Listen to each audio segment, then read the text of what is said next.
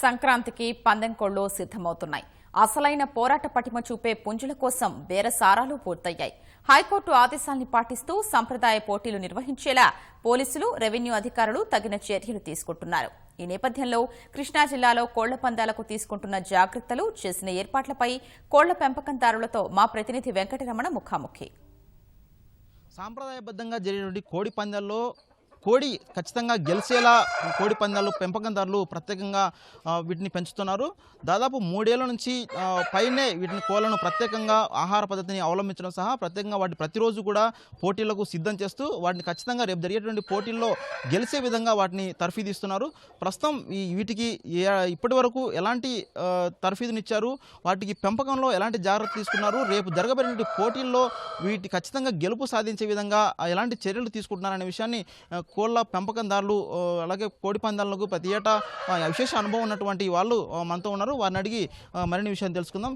చెప్పండి, ఈ కోళ్ల పెంపకంలో మీరు ఎలాంటి జాగ్రత్తలు తీసుకుంటారు? ఈ పోటీల్లో ఖచ్చితంగా గెలిచే విధంగా మీరు వాటికి ఎలాంటి తర్ఫీదు కానీ దానికి సంబంధించిన ప్రాక్టీస్ కానీ ఎలా చేయిస్తారు? మొదటి నుంచి జాగ్రత్తగా పెంచుకోవాలండి. పిల్లప్పటి నుంచి పెరిగినాక వీటిని 10 రోజులకు ఒకసారి తప్పినీళ్ళు పెడుతుంటాం. అంటే తప్పినీళ్ళు అంటే ఎగరేస్తుంటాం, ట్రయల్ పందెం అన్నమాట. వీటికి గుడ్డు పెడతాం, మాంసం పెడతాం, బాదం పప్పు పెడతాం, అలా పెడతాం. వీటిని రంగులను బట్టి పేర్లు ఉంటాయండి.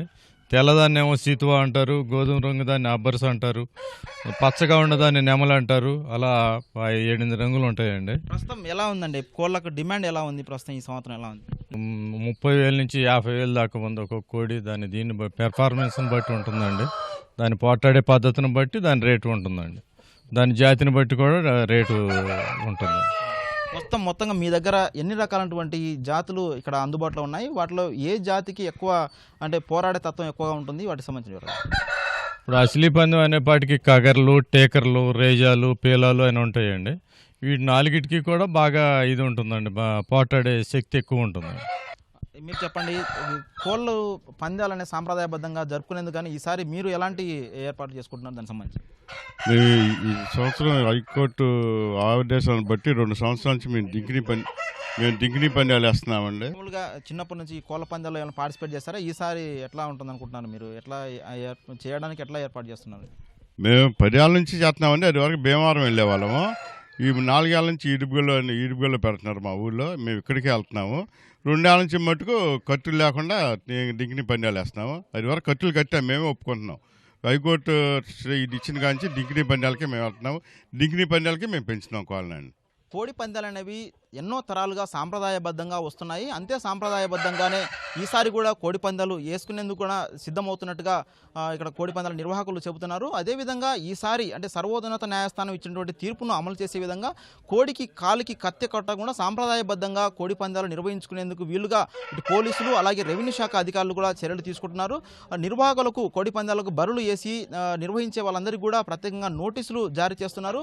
కోడికి కాలికి కత్తి కట్టకుండా సాంప్రదాయబద్ధంగానే నిర్వహించుకోవాలని, ఎక్కడ కూడా సుప్రీంకోర్టు ఆదేశాలను ఎక్కడ ఉల్లంఘన జరగకుండా నిర్వహించుకోవాలని ఆ నోటీసులో తెలియజేస్తున్నారు. దీని ప్రకారం అలాగే జూదం సహా నిషేధిత క్రీడలు కూడా జరగకుండా ఉండేందుకు సహకరించాలని, ఆ విధంగా ఏర్పాటు చేయవద్దని కూడా పోలీసులు నోటీసులో కోరుతున్నారు.